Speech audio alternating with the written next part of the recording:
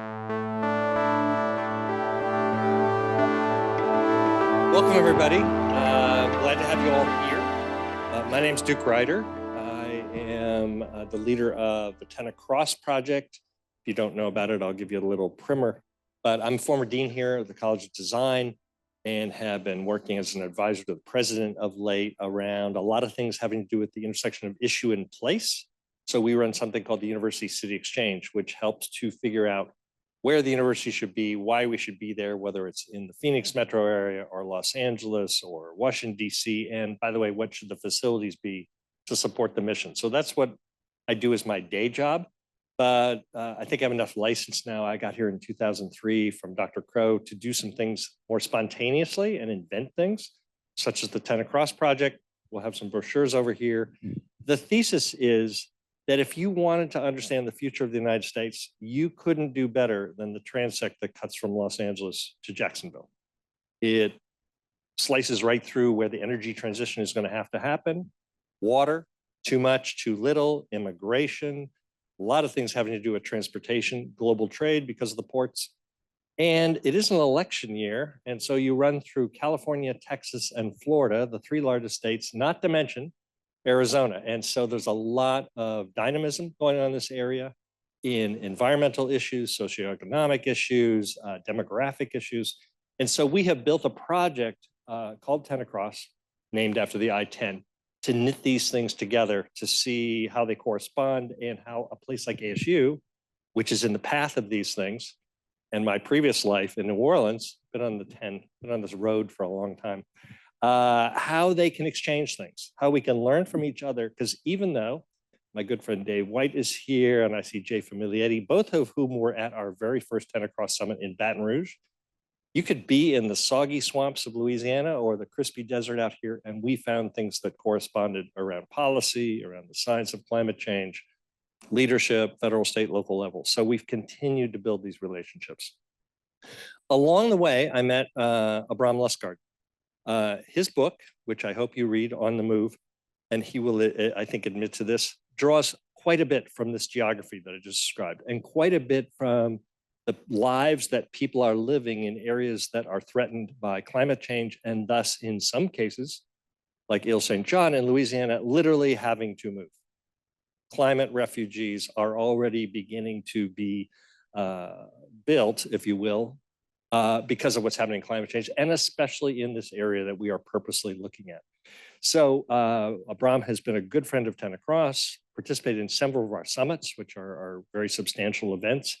And his most recent book here takes into account what we are going to have to do to accommodate climate change, which is coming at us at a rapid rate, and the trends that he sees with regard to the movement of peoples in this country, but especially around the globe, which is going to impact this area too, as people move northward. So Abrahm and I have been in dialogue about these things for a while. What he's going to share with you are the major precepts in his book. Then we'll do a little bit of Q&A, but we absolutely want to involve this audience in the discussion as quickly as possible, because I know many of you are extremely well informed about these issues. So with that, Abrahm Lustgarten.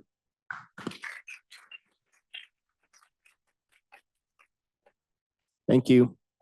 That's loud. It's really great to be here. Thanks, Duke. Appreciate it. Duke's right. The 10 Across concept. I'll circle back to how I ended up looking at the United States, but it was hugely influential to my thinking around this project. It also turns out to be the target zone of most of the challenges that I think the United States has in its future.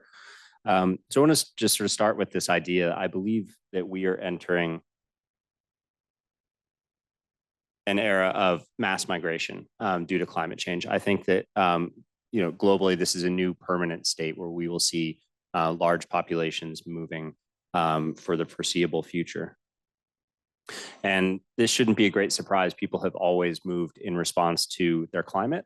But what's different now is that climate change is happening faster. The conditions are changing faster than ever before.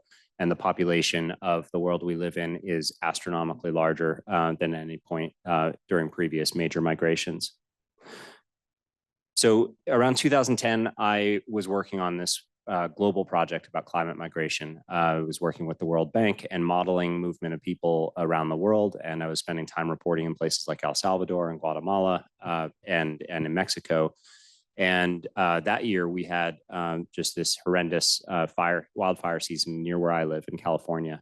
And we had a couple subsequent bad fire seasons after that. And it really refocused my attention on how the same issues I'd been studying might affect me. What would it take for me to move? And then by quick extension, to not be too narcissistic about it, what does that mean for America? What does climate migration mean for America?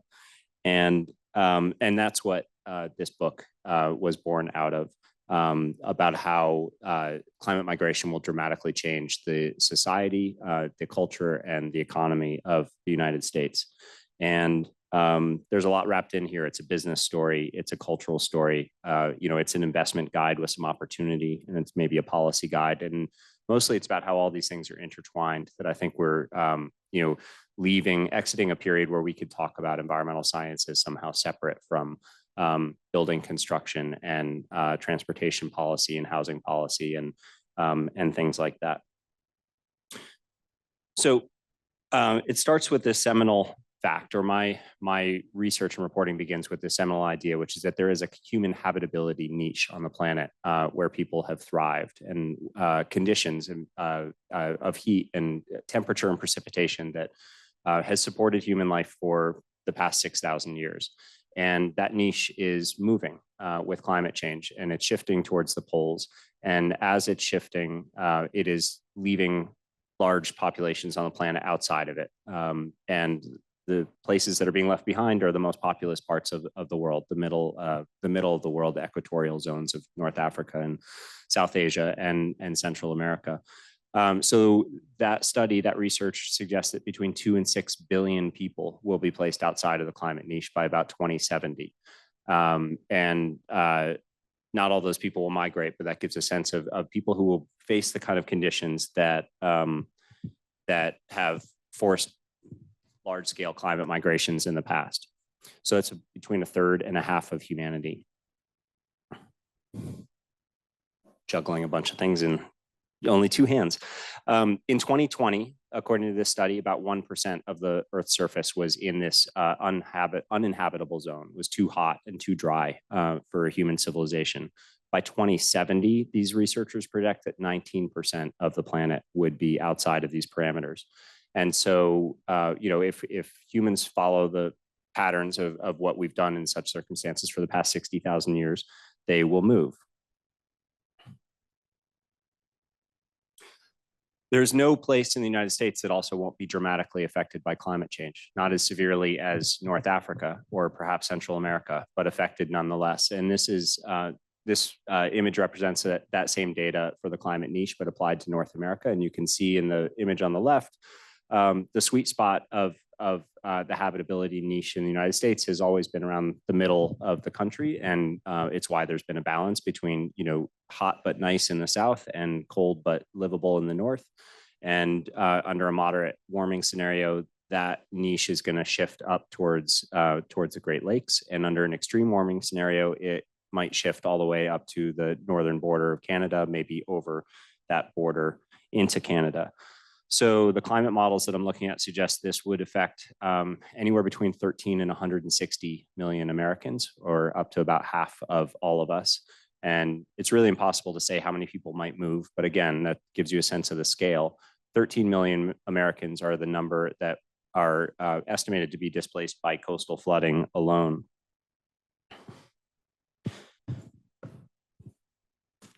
So that kind of sweeping change promises to transform most of America's culture and economy and society. I've been really interested, and the book is very much focused on the intersection between these changes and economic changes. And in the United States, I think that the choice to migrate in reaction to climate is ultimately going to be an economic decision and not an environmental decision. The the core analysis that I did is based off of a lot of data that I gathered from the Rhodium Group, which is an environmental and economic research firm. And they collect both socioeconomic data, like you see here in this image, and also image data about specific perils that I used: wildfire, coastal sea level rise, declining crop yields, and so forth. And what I was interested in doing is mapping these and getting a visual sense of, you know, what parts of the American geography would be most affected and when. And that data basically suggests that the United States will be squeezed from the coasts and from the south northward. I'm going to come back to that one. But this is wildfires on the left and extreme humidity on the right. And they're just two examples of the kind of data that I collected. And there's a ton of maps like this in the book. But you can start to see that the most pressured parts of the country are around the edges. And at least according to the kind of risks that I looked at, the North and the Great Lakes region in particular appear to be, you know, a little bit of, to get a little bit of a reprieve. Now, oh, not letting me go backwards. That's all right. This is a nice reminder of heat waves here in Phoenix.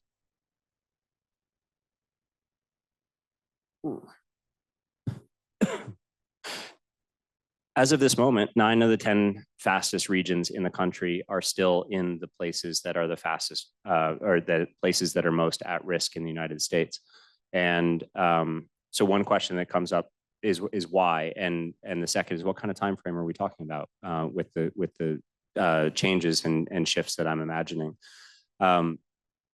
One of the reasons that people have continued to move, you know, to the most at-risk parts of the country are a host of subsidies and policies that have encouraged people to live in places like Arizona, which is very little water, or Florida, which is, you know, immense hurricane threats.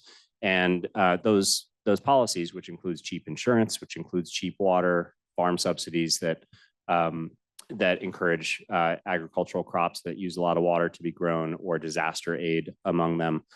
They basically blinded people to the risks and made it seem cheaper, made it seem safer to live in high-risk places, and mostly put that burden, the financial burden of a disaster or a slow-moving disaster onto someone else. And that's the shift that is now changing as those subsidies begin to go away, as insurance companies begin to retreat. Americans are assuming more of that risk themselves.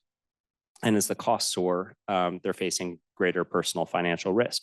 So this is changing the perception of climate change from a cultural political issue to really a household economics issue.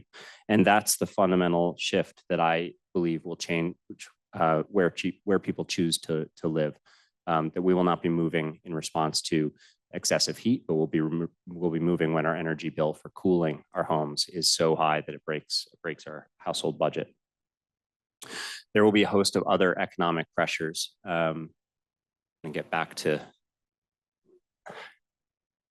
wanted to show you crop yields, but I'm having a hard time getting back there. This is a projection of crop yields in the United States. That shows projected yield drops along the southern part of the country, including parts of Texas, of up to 90%. Crop yields across the country have already dropped about 12% since 1960 due to climate change. And by 2050, a lot of researchers whose work I'm referencing suggest that Dust Bowl era yields will be the norm. That will fundamentally transform the agricultural economy of the United States. Similarly, coastal flooding is 10 times more common than it was in 1960. The Union of Concerned Scientists estimates that 500 million Americans will see their homes and properties flood every other week within a couple of decades. So not sometime in the distant future, but within the realm of within the time frame of their current 30-year mortgages. And then, of course, as we rely more and more on air conditioning in particular, energy costs are expected to soar. So together, those things plus other factors lead to a real economic burden on the United States as the warming continues. And this is a core piece of Rhodium's research that shows kind of the economic headwinds on a county level basis across the country. There are 867 US counties that are estimated to see damages, climate-related damages of greater than $1 million each year directly due to climate change by 2040 within the next 16 years.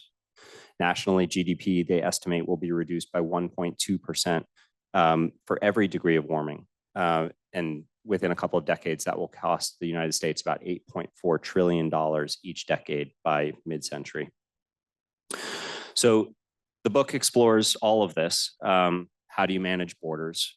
How do you prepare some parts of the country for growth? How do you manage degrowth in others and acknowledge the fact that some communities will be trapped? Certain places will be smaller than they are today. How do you manage those impacts in as equitable a way as possible? And how do you avoid the conflict and the friction that can result? It's not all just data and figures. It tells the intensely personal stories, maybe unexpected stories of a number of characters of people who are grappling with these changes, both negative changes, but also some people who see opportunity in the Great Lakes region for growth, for new investment. And that final thought is what I want to leave you with, that there could be, at least for some people in some places, there is a very positive aspect of this story as well. We are not entirely doomed. We are more privileged than the rest of the world, but we will see, a period of disruption and change. We might be entering a new permanent state of disruption and change. And what we do next makes a big difference in how that change unfolds. There will be dynamic opportunity in that change, but it has to be planned for and it has to be facilitated. It'll require investment in things like affordable housing and infrastructure and new schools, but those investments can lead to new jobs and to entrepreneurship and booming growth in the places where those things are built. And a final thought is that closing that same research on the human habitability niche that projects those astronomical figures of 2 to 6 billion people on the planet being displaced from the niche. It also tells us that if we manage to cut emissions and achieve something close to what the Paris targets aim for, then the number of people displaced from that niche is reduced by half. And proportionally, that same cut applies to the United States. So, every effort right now to cut emissions as quickly as possible will lessen the number of people that are displaced and moving and reduce this whole population shift and some of the problems that go with it. Thanks, and look forward to more of a conversation.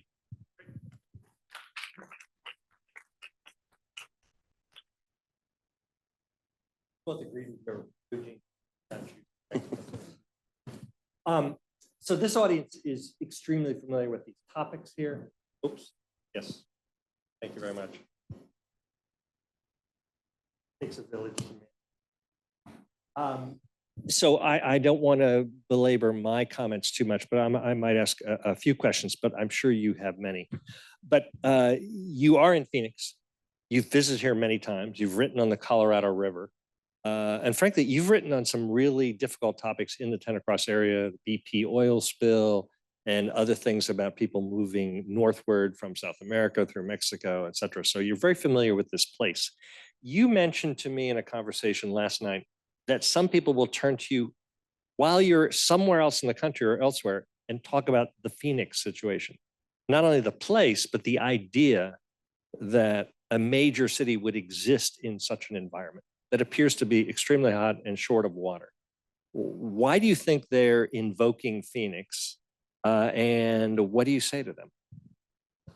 I'll take the long way to that answer. I mentioned in the book that 2020, that I perceived 2020 or a market as a bit of a turning point. And I think that it was a turning point culturally, not in terms of the climate data, but because people began to finally see the accumulation of disasters. And one of those disasters in that year was an extraordinary heat wave here.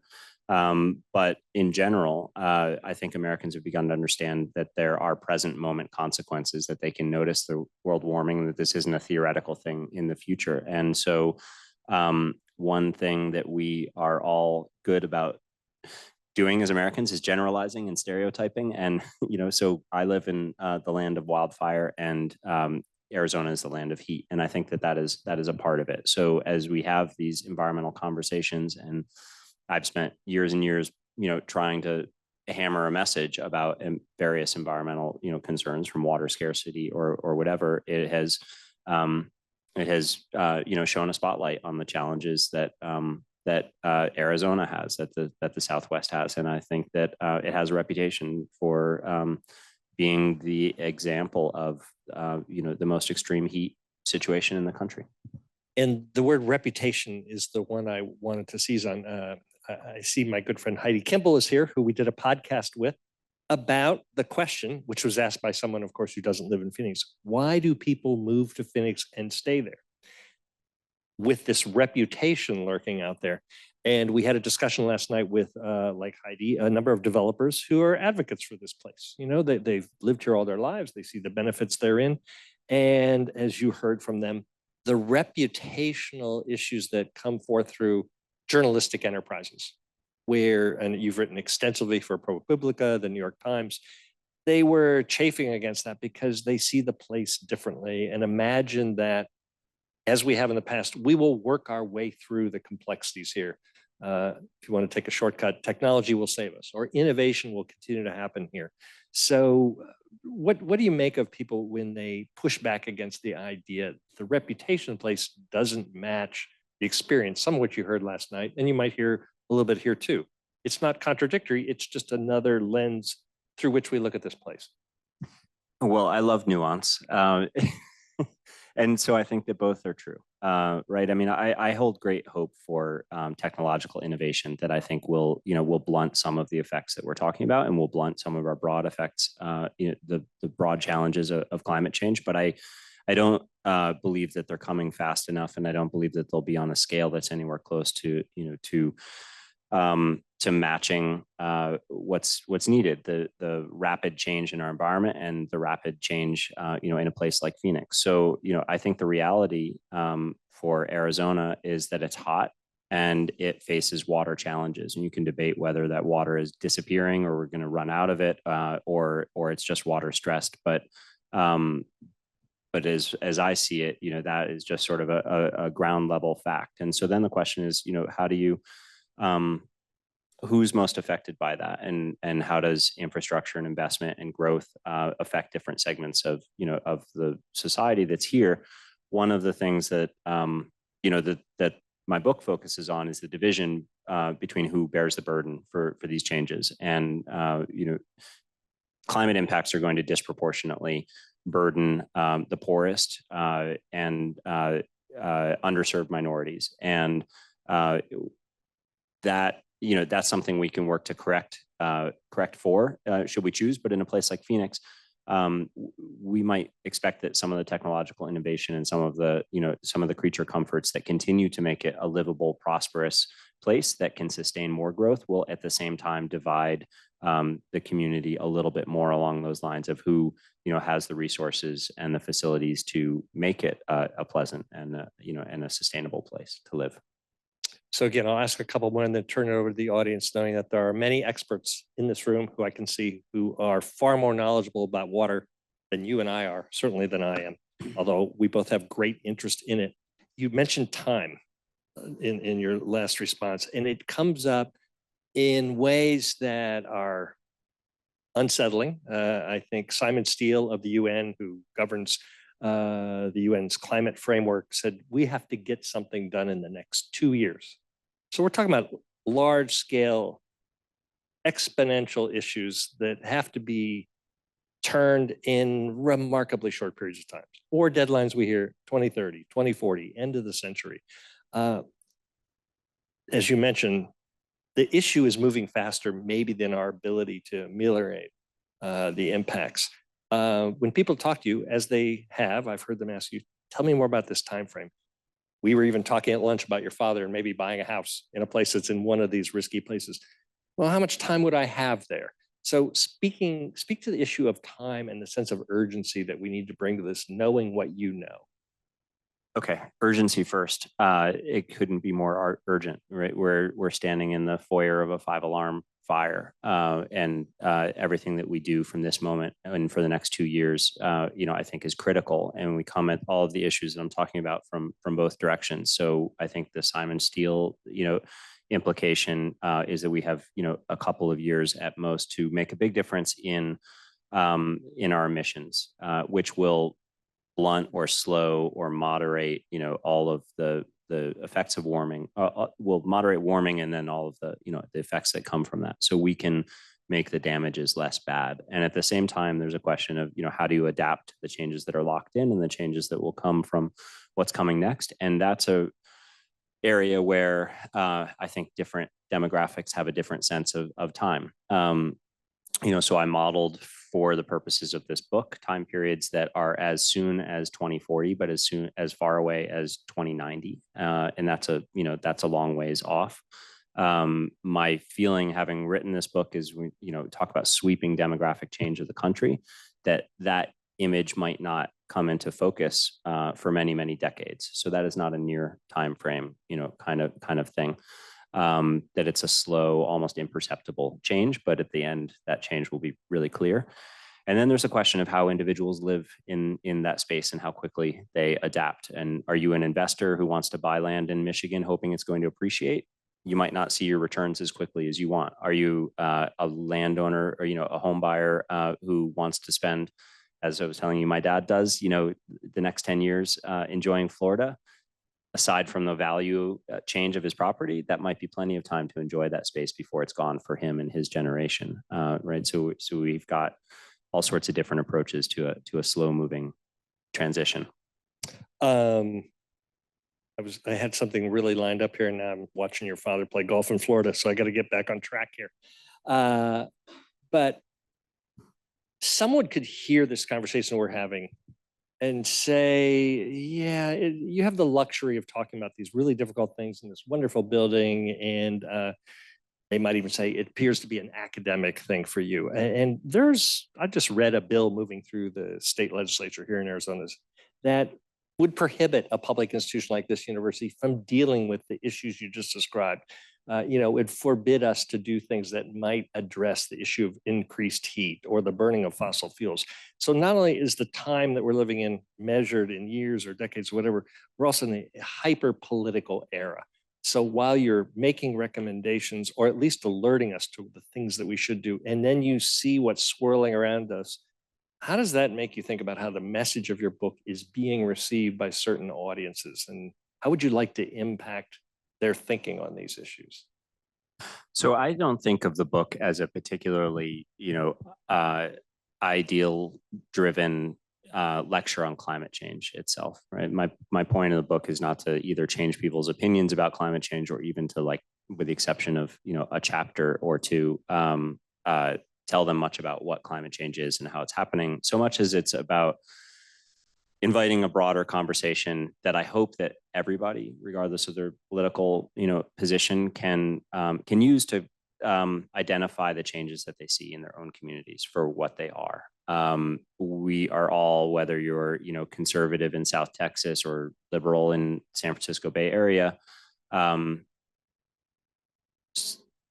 living through summers that are hotter than you ever remember, or wildfires that are scarier than you ever remember. And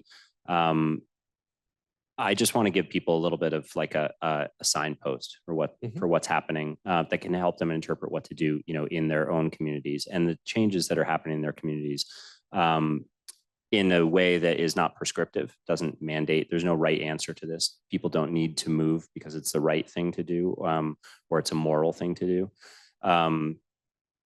But they might choose to protect, again, what I see as like their economic interests. And it brings me back to this idea that I have that this is really about a fundamental economic security change on an individual basis, as much as it's about an environmental change. And I think we all have that in common, even if we don't, support quote unquote climate politics. It's an economic security change at a personal or family level for those who can think in those terms.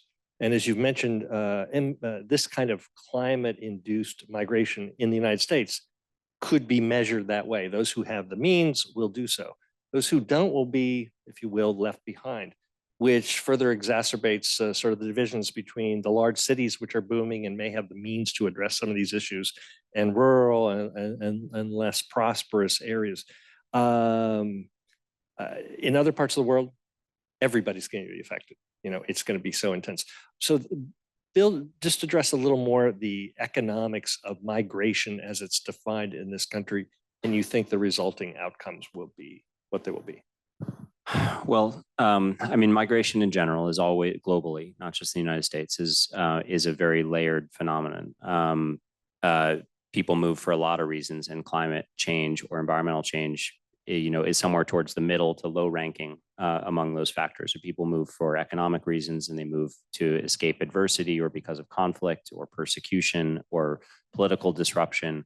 And then they move for physical environmental comfort, or maybe because their environmental change is threatening, those other things. And people move the shortest distance possible. And when they have the choice, and they move longer distances when they, feel compelled to sort of take that next step globally. And so, it's really hard to paint a picture of exactly what that means or looks like for the United States. I think that we will see a population balance tip a little bit more towards the north, that there will be a large movement towards, quote unquote, safer zones in this country. But we will also see, a rapid urbanization. I describe, places like Phoenix as islands, maybe in, in seas of more hollowed out rural regions. So people will move those short distances to cities where there are services and infrastructure that can, address some of the climate impacts and support them in a lot of ways that you can't if you don't have, a robust community in a rural place. And then, the sort of underbelly of the conversation is that there will be places that lose population, and that the analogy is the fading of the American boomtown or the peak of the Rust Belt in the 1970s. But we will see communities, and are starting to see communities in South Louisiana, for example, that are going to shrink, and there's a lot of implications to that. To that contraction that need to be managed. And I think that's part of this equation, is recognizing that those communities are not going to disappear from the map. So how do you, what's the policy challenge or the governance challenge to manage them that keeps those communities proportional to the size of the people that are there? If they're not proportional, then you risk a downward cycle, an economic cycle of, your tax base diminishes, you can't support the infrastructure, you can't support the school district, so the quality of the education drops. And so more families look at the school district and say, I don't want my kids to go here. And so they leave. They don't think of themselves as climate migrants, but maybe it was climate issue that precipitated the start of that spiral. And you can see the collapse of communities in that way. And you could apply that to a place like New Orleans, for example, lost enormous population post-Katrina, hasn't yet achieved the population it used to have, and the challenges you just described are there.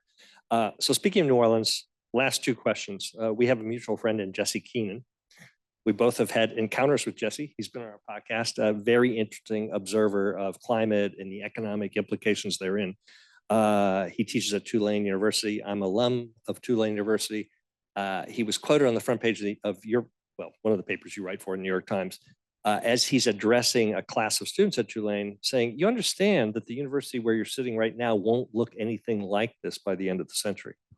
Which I'm sure for the people who raise money for Tulane are saying, wait, what are you saying here? That's not a really good way to ask for support for the university. But he was suggesting, and the maps that show the 2,000 miles of land that has been lost in Louisiana, which will be followed by another 2,000 miles, will pretty much have the city of New Orleans surrounded. So thinking about cities, we will probably choose to, if you will, defend or support large urban areas where people have aggregated. And so the answer to a question last night when people said, so are you saying, Abrahm, that people are just going to leave Phoenix?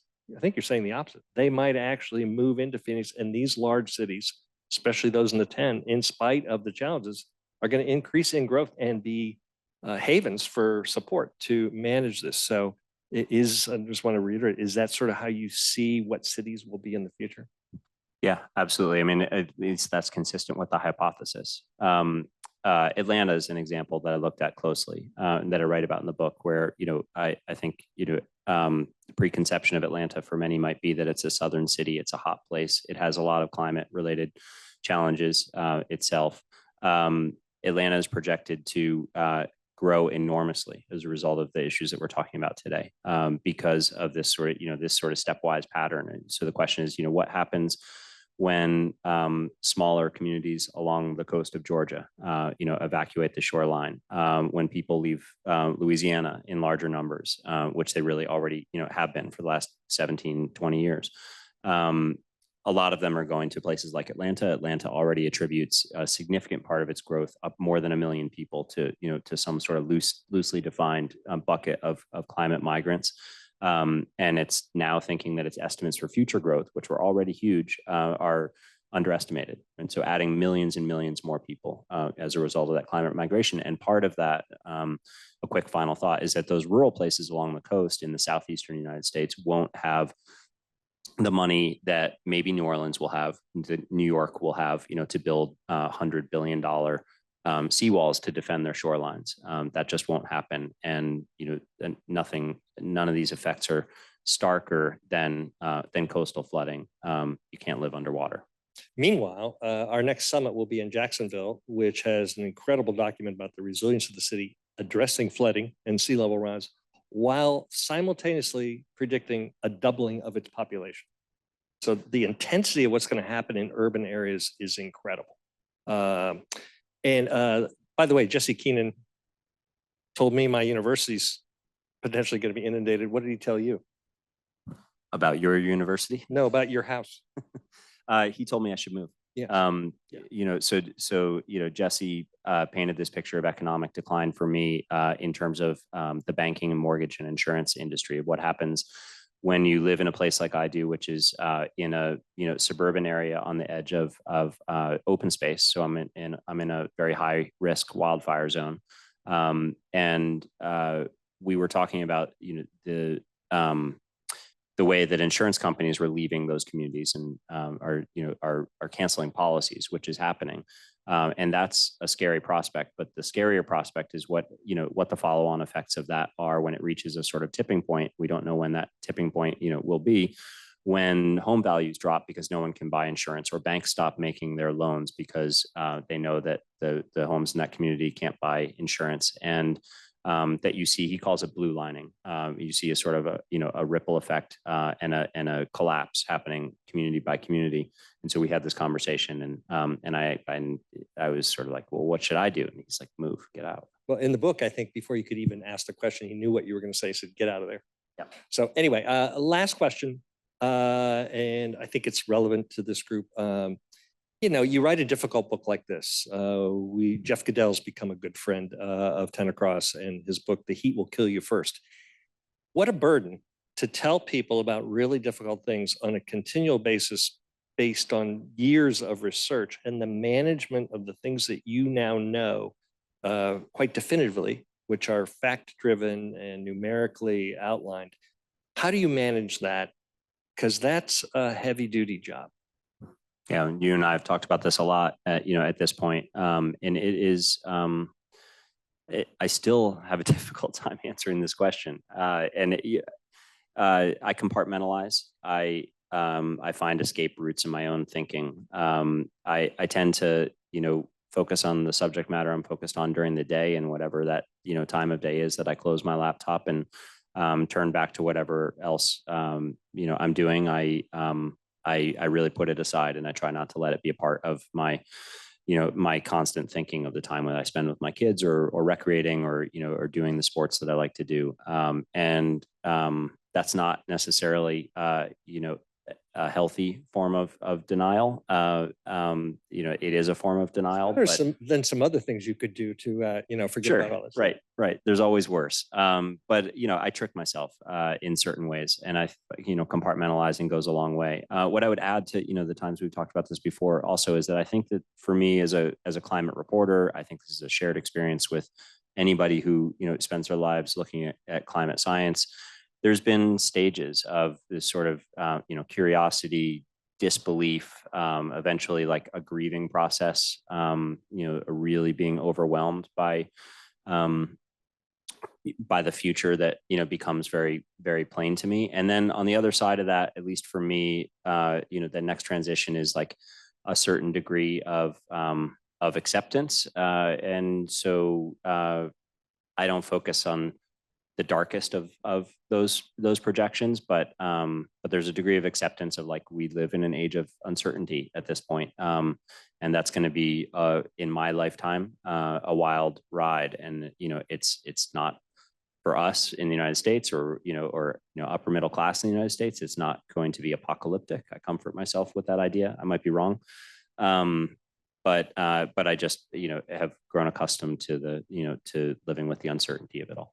But you have traveled the world and witnessed some apocalyptic kind of situations and situations in which people are really suffering right in front of you. And so anybody who thinks that journalistic enterprise is sort of arm's length from what's really happening, you have really weighed in and witnessed those things. And I think that's to really be commended. You're doing that. So questions from the audience on anything that we've brought up here. Jay. Yeah. Thank you so much. My solution, by the way, to constant dealing with the heavy stuff that we do our work on is we just drink. So I just want to drill down a little bit on this concept that you were talking about, that of the migration towards to big metropolitan regions that have the financial wherewithal to deal with it.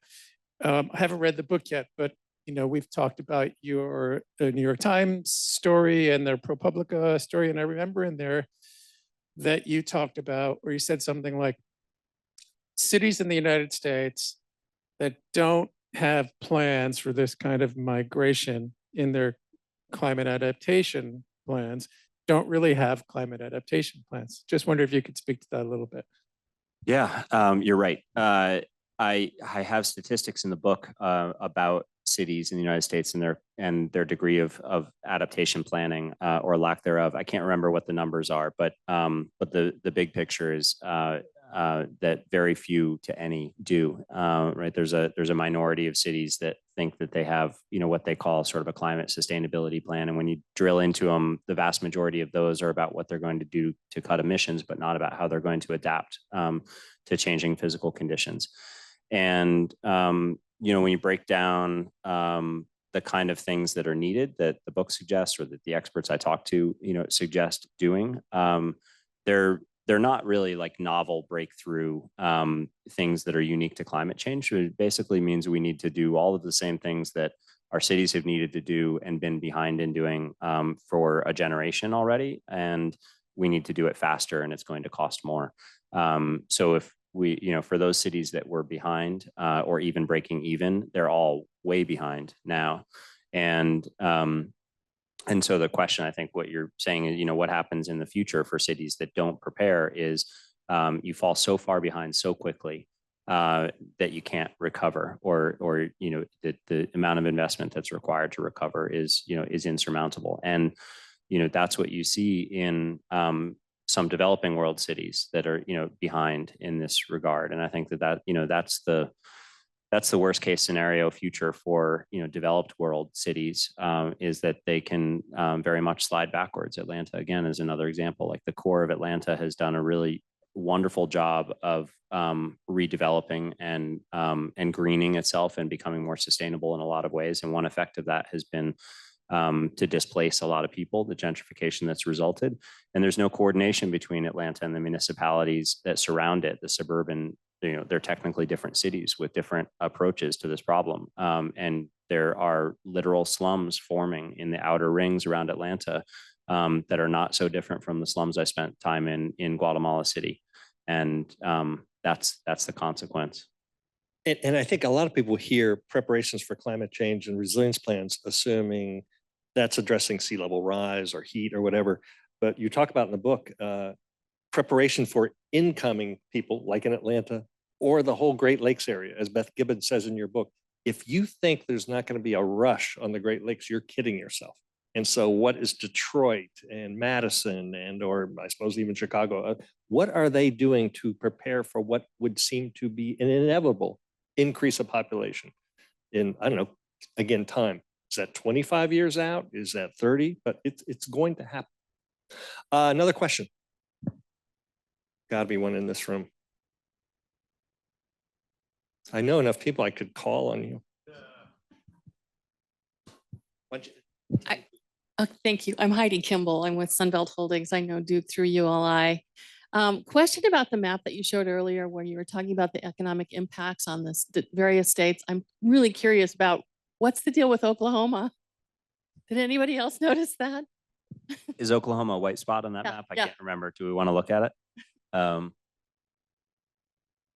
Is this a like, what's the matter with Kansas question? You know, I don't have an answer for you at the moment. I think this is a question I asked at some point, and don't know. There's gaps in the data. This might be one. I'm sorry. The other, I mean, this doesn't explain the difference between, Oklahoma and Nebraska, but also a lot of it is about, what are the data ranges and the gaps that are defined for just the purposes, the artwork purposes of shading the map. Oklahoma and Oklahoma City presumed to be the site of the nation's tallest building in the near future. So it doesn't quite make sense with that map. When we're looking at this map, your confidence, and as I mentioned before, we had the Rhodium group here when we did our summit in Phoenix a few years ago. The confidence in the data and how it's derived to allow you to make the observations that you do. Can you speak a little bit to that? Yeah, I mean, all I can say to that is that, right, so all of this is modeled data, which means it's projections, and we don't really, there's nothing certain about these projections. But I would describe them, and I would describe Rhodium's approach as very conservative. And so, these are what I was describing to Duke is that, Rhodium declined to model with me how people would respond to these changes, for example, because it was a layer of complexity in the modeling that they felt like was too far beyond the reach of what they could be confident in. And so that's why none of the maps that I use and none of the projections of the book, actually suggest how many people will move to what places. Other papers have, and other researchers have tried to do that. And my feeling and the general consensus, I think, about those projections is that the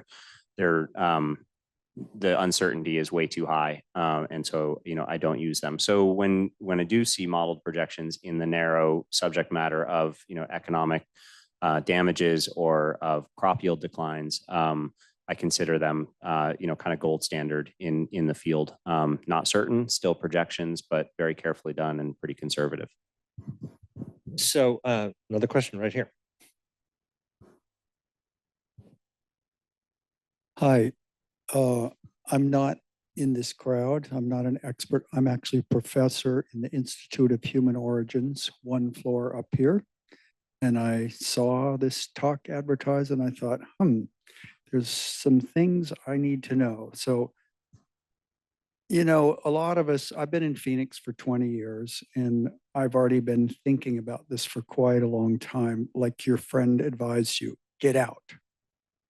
The real issue for many of us looking at these projections is the timing. So I look at this and I go, these problems are 20 to 40 years in the future. And I'm in a really good situation right now. It would be really stupid to get out this year, give up my job, whatever. So I'm thinking about timing for a lot of people. So I would say many people in the US realize they're in a problem area and that over the long term, they need to do something. But if this were linear change, I could come up with a strategy. If it was linear change that after so many years, then it's really critical. But if it's not linear, which is what I suspect, then what I'm wondering is, are there indicator variables that will tell an intelligent, informed person that I can stay?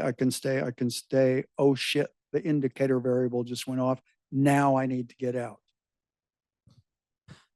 I can answer that as a layperson. Yes, I think your indicator variable is the heat wave that you had last summer or the wildfire that, is on my back door. Economically, I don't think there's indicators. And that's what Jesse Keenan would warn me about. I mean, there are indicators. You see insurance companies drop policies. That's an indicator. But where that tipping point is, no one knows for sure.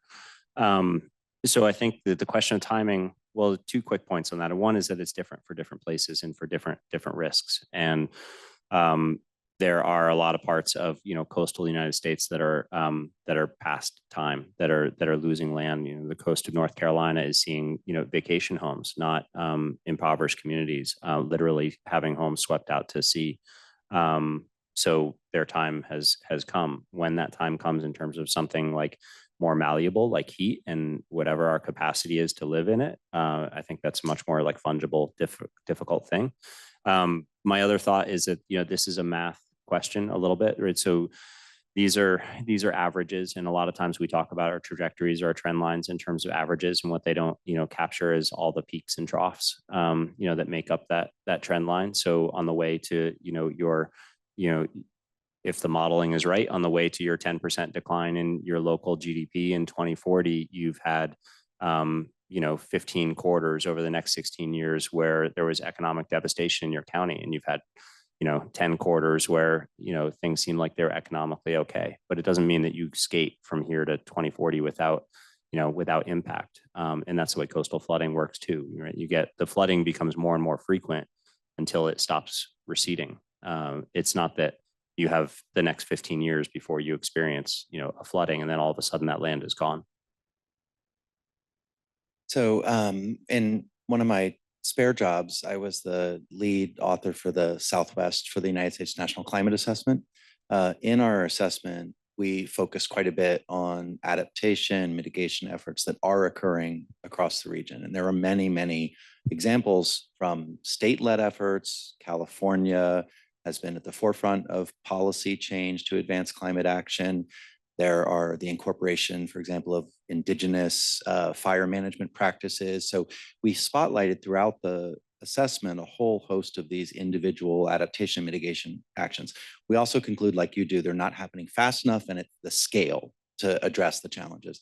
So I was curious if you could just spend a moment thinking about what strategies you've observed or could recommend on how we learn faster and scale things that are successful. I don't know if I have a good answer for that. I didn't look deeply, for better or worse, in the process of doing this reporting, at technological changes, which we've been talking about a little bit, and also at the effectiveness of some of those adaptation efforts. My semi-trite answer is we act when it's crunch time, right? So the worse the disasters get, or the worse the experience of muddling through them get, the more we'll respond with a sense of urgency and action.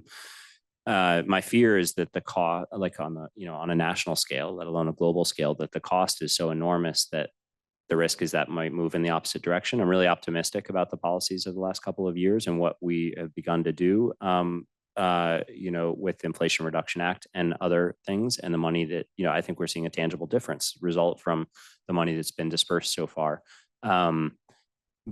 But, like loosely without specifics, my sense is that, the trillions of dollars that are allocated in acts like those need to become tens of trillions, and maybe, many tens of trillions. And I think the risk is, you pass these huge allocations of money to pay for adaptation, and then you're like, well, that's all we could afford, or we did that and we're done. And that it tapers back off, and then we'll be headed in the wrong direction again. I want to wrap this up with one last question that I'm going to ask, because there is an immense quantity of water intelligence in this room. And I see a lot of it in the back row there, Dave, others, Catherine, Sarah. A while back, because I'm really interested in how you communicate as a journalist, these stories. You were involved in a series of articles, I think they were in New York Times Magazine, on killing the Colorado. There was, I think, a film adaptation, or at least some things that showed up in that kind of format. If you're looking right at a problem and you're really close, like some of the people who know these issues right here, you come to one conclusion, maybe. As you back up further, as you probably necessarily have to do as a reporter dealing with a national beat, and it's not something you do every day, think about water issues. Would it be fair to say you might come to a different conclusion based on what you see, even and verifiably that's legit way to look at the issue, same way that somebody's really close to the issue, but you might look like you're disagreeing. Talk about what it means to address these big issues as a journalist, not as a research scientist who's got to come up with some of the answers that Dave was maybe looking for there. And the perception of what you write and how it might, this is maybe a little unfair, round the edges off of the story to be able to put into, I don't know, 5,000 words in the New York Times Magazine that's going to be read by a national audience. They don't have time to get down at a level. So how do you see your job as a reporter, journalist on really complicated issues? This is another question that always seems like it should be a softball, but somehow is hard. So how do I see my job? I mean, I try to patiently learn as much as I possibly can about whatever it is that I'm looking at.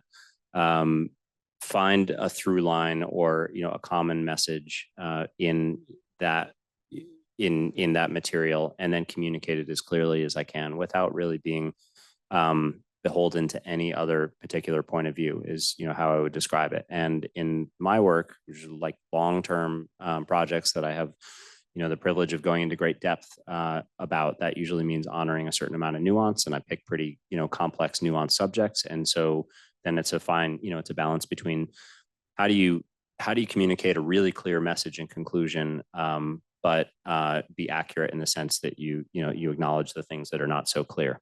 But what you can't necessarily do, because it doesn't support the journalism business, and it also just is bad communication, is throw out a whole lot of unweighted information and and be an academic paper that lets other people decide. So I have to decide something. The way you're asking the question made me think about objectivity. And I think in journalism conversation often think about objectivity as like dispelling with biases, or not having too liberal an approach or too conservative approach. But it is also just distance. And that's what I was thinking as you asked, is, these are in many cases issues that I don't have a personal stake in. I don't live in Phoenix, for example, or a lot of the places that I report on. And that has downsides, the intimacy, that I can't ever have, with a certain place, but it also has upsides, which is that, I'm sort of free to draw conclusions about what I think, and to say what I think I've learned, or what I think the facts say, without worrying about how that might disrupt somebody's business plan or their emotional attachment to that place. And so, that's one of our jobs, and that can be a real plus too, because sometimes when you're too close to something, you can't see it clearly, and you can see that more clearly from distance.